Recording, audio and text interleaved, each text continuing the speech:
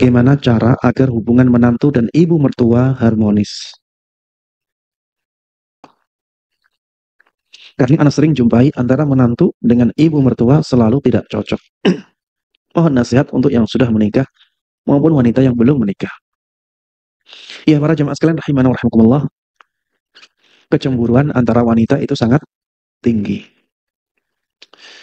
Maka Anda nasihatkan kepada para wanita yang menikah dengan seorang laki-laki, sebaiknya menjaga jarak dengan eh, ibu laki-laki atau mertua, ya mertua ibu ya. Sebaiknya menjaga jarak. Yang saya maksud menjaga jarak bukan hanya jaga jarak tapi masih satu rumah. Yang Anda maksud sampai tidak satu rumah.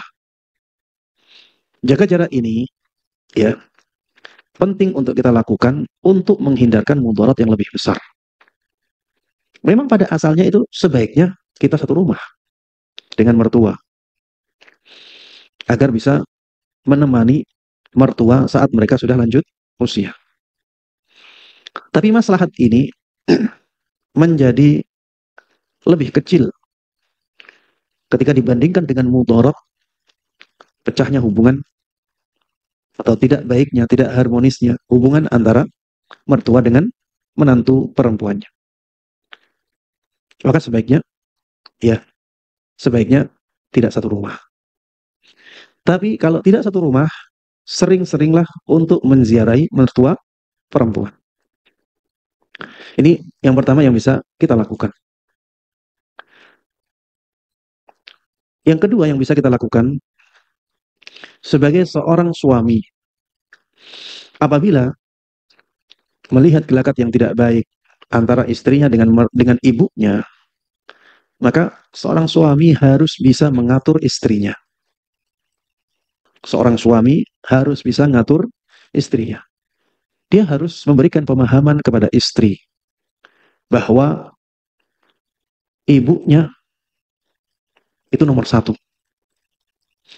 Dia punya kewajiban yang lebih besar kepada ibunya daripada kewajiban dia kepada istrinya.